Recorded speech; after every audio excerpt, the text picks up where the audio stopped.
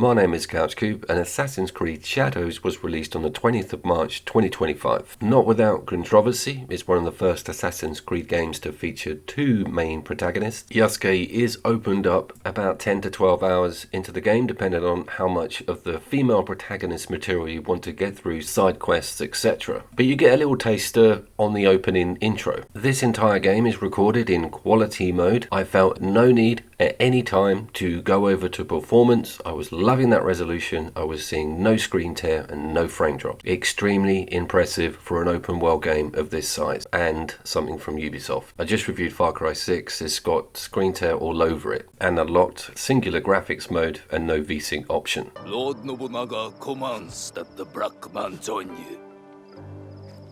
But he is my sword bearer, a slave. He does not speak the language. Lord Nobunaga commands it.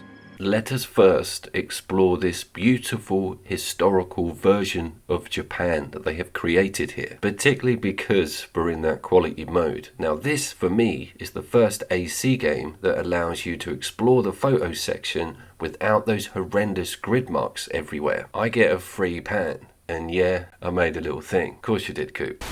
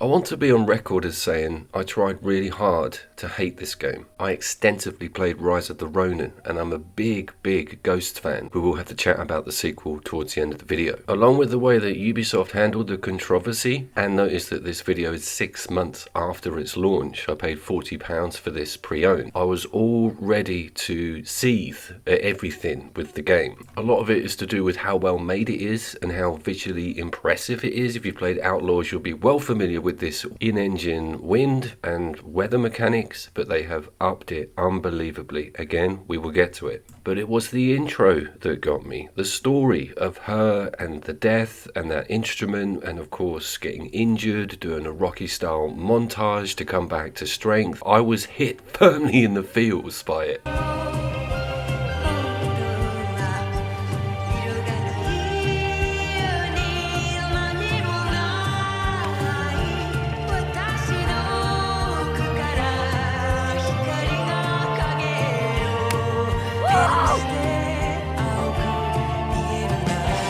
Bros, I was trying so damn hard to not get involved. It was ridiculous. And then it pushes more to you. Stepping out into that blazing sunshine for the first time, you realize that you've been shown something a little different to the intro landscape of the open world. It didn't quite click with me at this point in time. I was too gobsmacked with using the photo mode, looking at the moss and the details on everything. Even the insects get captured in that freeze mode. And you're sort of trundling around. You're looking at stuff and thinking, wow, if this entire map is of this much detail, then we're in for a very good open world video game. And sure enough, a lot of that has come true. I'm looking everywhere for a frame drop at this point. I'm looking in the distance. I'm trying to work out if we've got that wavy screen tear, the stuff we saw in Far Cry 6. But then again, there is a variant on the engine. This has got far more to do with Outlaws than it has a Far Cry game. And that was impeccable on both performance and quality mode. Then I'm thinking the horseback travel's got to muck it up. I'm going to have to move back to performance because things are going to drop on frame or there's going to be like crazy pop in. Absolutely impeccable.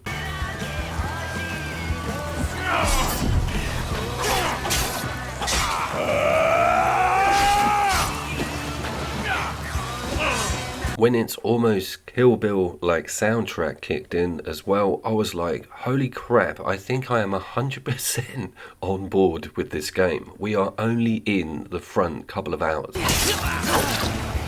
After quite a lot of handhelding, some mini bosses and a lot of instructions and cutscenes, you are sort of given a free rein. Having a little wander around locally on the map was a lot of fun, coming across little bandit groups, kicking the arse out of everybody and enjoying those traditional AC control mechanics, but there is a lot of variant on it. Longer with each passing day. Essentially, you've got a quick and hard attack, R1, R2, but you can hold in either of those buttons for different outcomes. And of course, you've got the famous dodge, and you put all of this on at the last minute for a big opportunity on window, and you've also got a timed parry. It is only a timed parry. This is not guard all the time like you would have seen in Odyssey or Origins.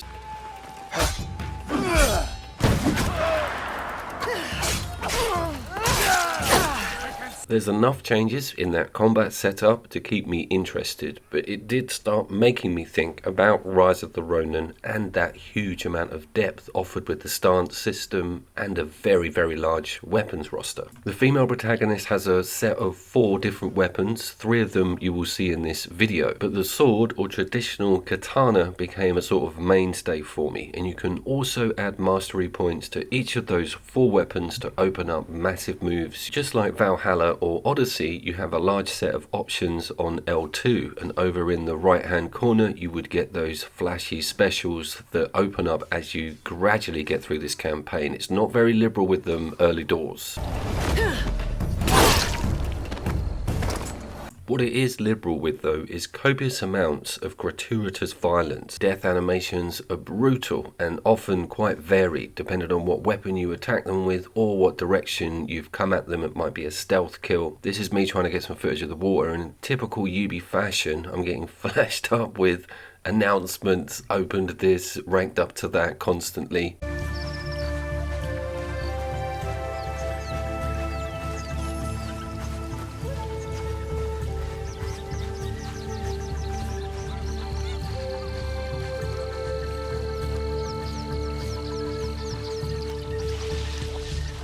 There's not a single bit of this game that looks bad, and I was so distracted. I was also aware of the main mission that unlocks the second character, so I sort of avoided it and spread out on the side quests, playing as the female protagonist for as long as I could. I think that's a good option to be able to wallow in a particular area of a game and then move on when you feel you want to. Check out the wind on these trees. This is some 9th generation stuff going on here. I was so gobsmacked at how good it looks and how much of an improvement it is on the Outlaws material.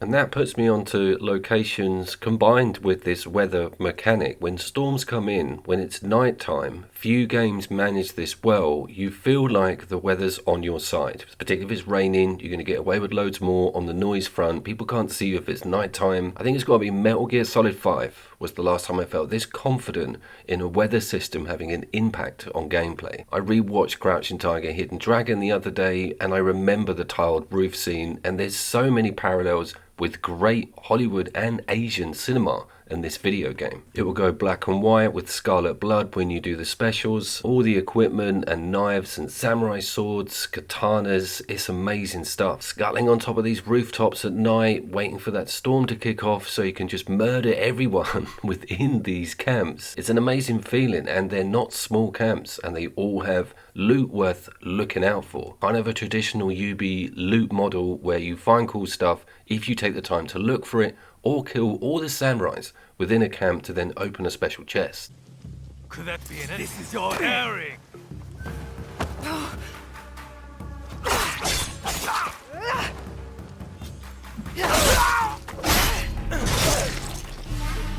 Destiny favors me.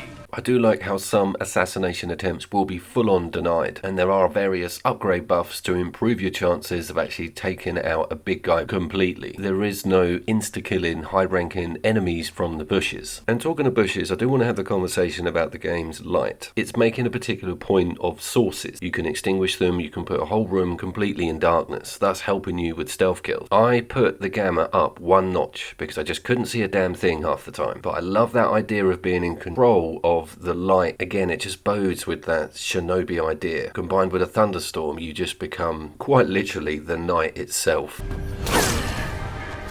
And that's why I wanted to sort of wallow in the female protagonist's game model as long as I possibly could. Yasuke doesn't have all of the assassin style moves, very large, powerful, lumbering like character, but having them both to choose from once you get to that section in the campaign is kind of an advantage. And swinging back to combat briefly, I want to talk about how it handles multiples, additionals, more than one person on screen at a time. The focus is surprisingly fluid, and you also can whack people behind you with some of the combos, and that gets familiar, and so you can work out who to avoid, who to parry, and who to concentrate on taking out first.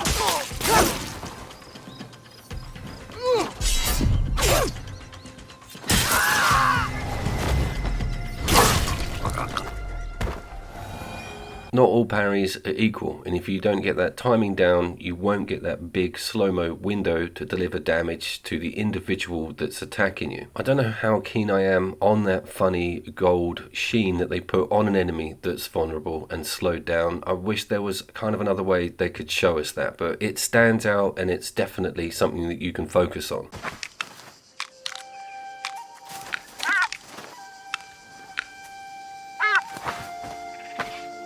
Now, staying on the subject of focusing, I kind of got hooked on the wildlife spotting mechanic. You can't actually interact with much that's running around, even though there's loads, but you can creep up on certain side quest missions. You'll see an icon, and then you get this cool cutscene if you manage to paint the animal. There are absolutely tons of them, and the last time I saw this done as well as this was in Akami, can you believe, the old Clover game. If you don't creep up on some of them extremely tentatively, they will run off. And that may or may not come back as a side quest. Plus, you get 500 XP for each one, so I'm down for that.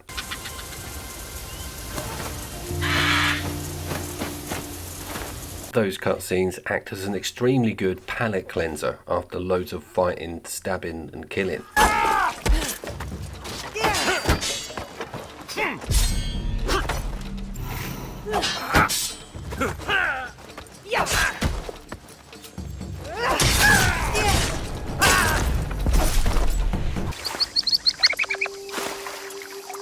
You also might be noticing that the armor's getting knocked off the enemy Soul Calibur 5 style. That is that yellow meter, and once the helmet's off, damage is increased and you really do get to go to town on them. It's a very cool idea, it's handled quite well, and you don't really see much of that in Ghosts or Ronin. Would be fun to have some female samurai, the old chest plate gets popped off, unfunny misogyny alert.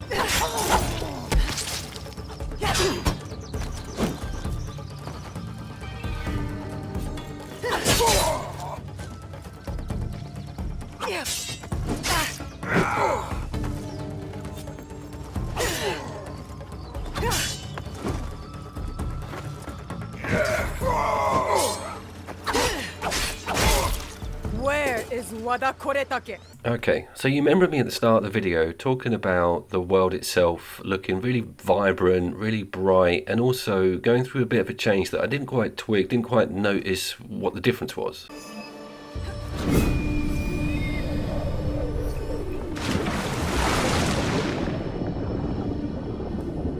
There is seasonal change. Actual, proper, real seasonal change. I'd never seen anything like it before. I've played open world games where you go up a mountain and there's a bit of snow. Every familiar spot that you know in that map metamorphosizes. I'm talking about the crops, what people are wearing, the difference in leaf colour, the maple trees, the blossom disappears. I couldn't believe it.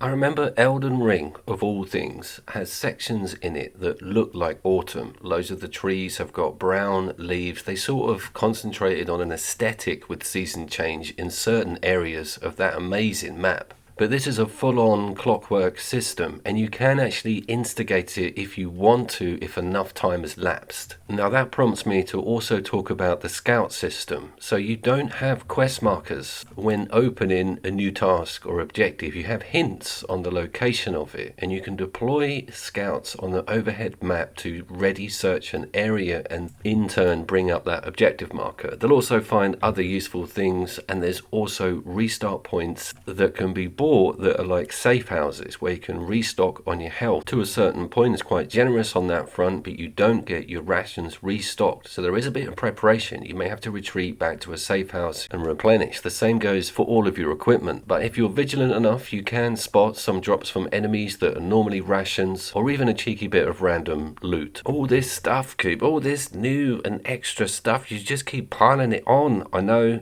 just relax, have a look at this beautiful scene and take some deep breaths. Is there anything in particular that annoys me about the game that they've added? And yeah, there's this unbelievably difficult memory minigame that comes in when you go to some shrines. If you know, you know. I can't remember anything for longer than 6.6 seconds, so I found it quite difficult. There is also quite a big emphasis on hub development. You have like a secret hideaway, a little bit like Red Dead Redemption 2's, and you can put buildings in, start customizing them. When you spot that wildlife, it will open up a picture or a vase or something like that. 100% see the attraction in that. It's just not my cup of tea. I would go back to it though mid to late game to sort of perfect everything, but at this stage I'm too obsessed with looking at everything and progression, and that brings me over to some of the other weapons.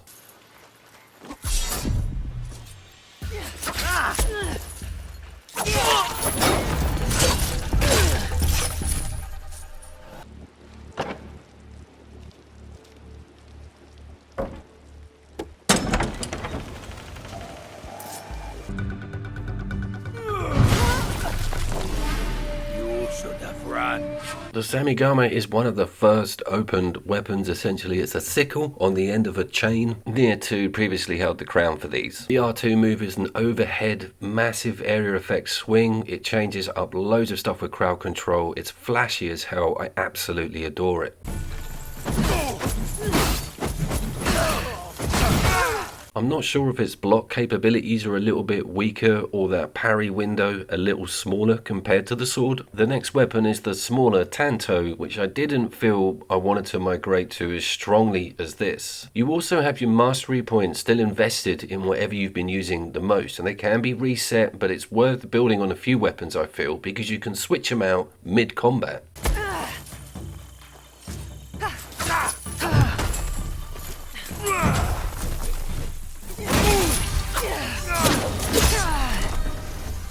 It also flexes ridiculously on the destructibles when swinging this thing around. Most boxes, carts or different pieces of wood, fence will go down when you're using weapons in combat, and it does feel and look pretty amazing. Full-blown range is yet to come. Obviously the male protagonist has more of a foot in that camp, and there is obviously a fourth weapon which I'm going to hold back on. All will be revealed at the end of the video.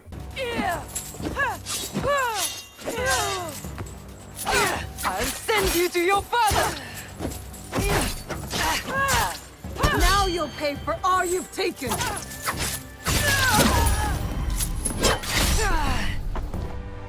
Questing and main bosses are kind of handled as you would imagine on an AC game, with that circular tree or faces that are masks that you reveal. You kind of get clues. It is a bit of a twist on some of who the bosses actually are, because that intro has them all donning these masks. You also have a completely separate tree for rambling Ronins, people who are just random and hard, and you have to fight a lot of them for some decent loot, and they're so much fun. They all have personalities, they all get introduced. And I did actually clean forget to mention that horseback riding has 3 options on view, and I very much enjoy the up close because it's quite intense, but once you get to a scenic area you can pull it back and soak it all in. But sticking on that combat thing, there is no real horseback hitting or kinetic attacks. The range stuff is a different kettle of fish, but I was quite surprised at that. AC games had gone up to having quite a lot available to you on horseback. There's also something else that's ridiculously tiny but has a huge impact, and it's the somersault off things onto the ground. Normally you'd hang on that ledge, right? Or you'd annoyingly jump over to the opposite building and get seen by everybody, or you'd be there hanging for ages trying to get circled to drop. Now it's a one button prompt. It looks amazing, and I was totally gobsmacked at how much that changes things up. When coming off larger buildings or structures, it just gives the game so much more flow.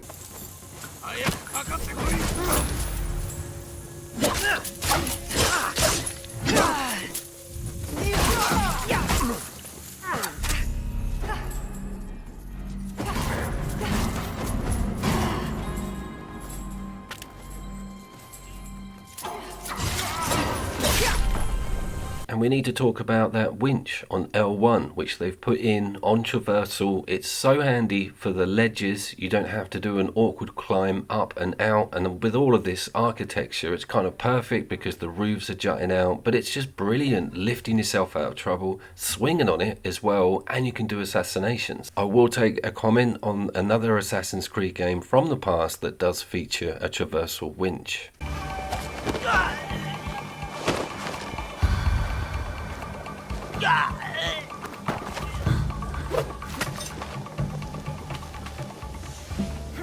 So as you can tell, my friggin' cuppeth runneth over numerous timeths in this game. Obviously I'm an older gamer and it's very easy to get down in the mouth with AAA releases. And of course all the grifters did all of their moves about boycotting it because of the controversy, don't go near it, don't touch shadows. And I obviously waited 6 months. If you know the channel, I'm a big Ubisoft back catalogue fan. So that was a very long time to wait for a game I desperately wanted to play. I was just skinned.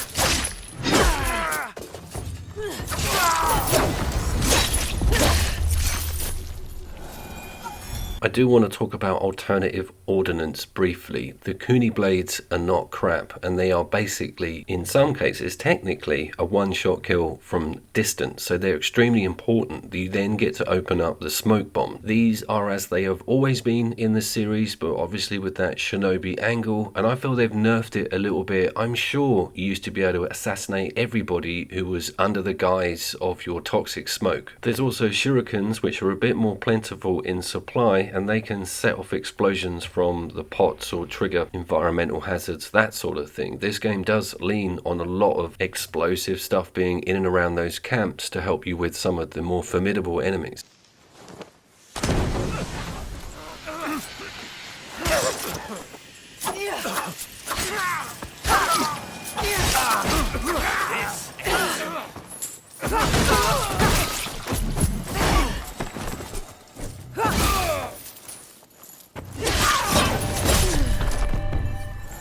They have also done us a solid on the education front, given loads of text and backgrounds about all of the location. Now I think this is where it sort of excels in front of Ghost for me, is because this is mainland Japan. This is not an island. Some of these temples, palaces, castles are world famous, and it's amazing getting to read about the history and kill samurais in and around the grounds, all of it in quality mode. And talking of that quality mode, and of course my cuppeth overflowingeth, this extended piece of gameplay shows the weapon swap and just how dramatic things can get. It's an ambush. I also do some hedge cutting.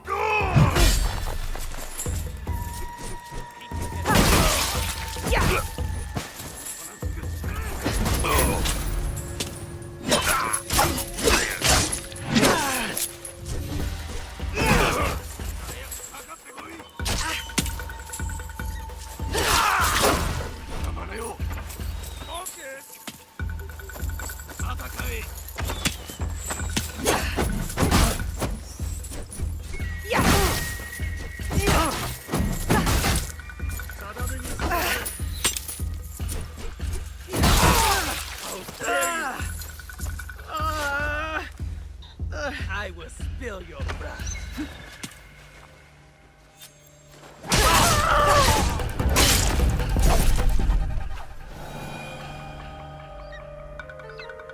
And I feel lastly, I want to mention the ally system. You unlock that also quite early. There is a hilarious subplot with the kid and the mum looking identical, and that is quite an incentive to actually unlock and progress for me. It was huge in the Rise of the Ronin. They were always with you, but with this, it's the choices with you, and that's appreciated.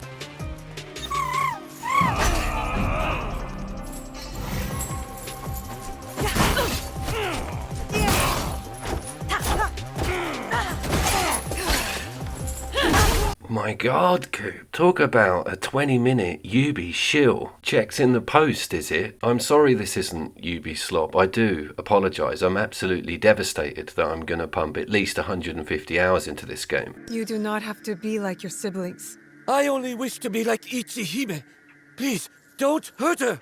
The location and the history is such an attraction for me. And the whole samurai, shinobi, ninja open world game model is kind of getting beaten to death at the moment. We have the new Ghosts game coming out literally a couple of weeks. That's why I wanted to push this so that people can see that it is a contender within that realm. Brackets, I feel. Yeah, oh my God, season spoiler coming up. Here's winter.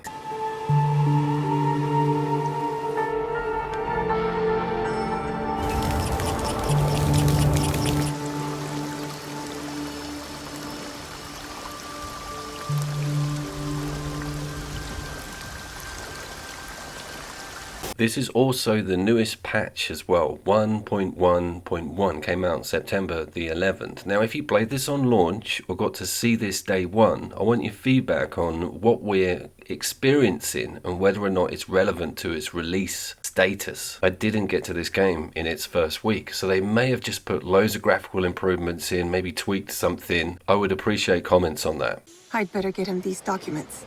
The game will also be making more appearances on the channel. Oh God, particularly at the end of the year. Don't do it, Coop. I do also want to try that DLC out and experience Endgame, see what that has to offer.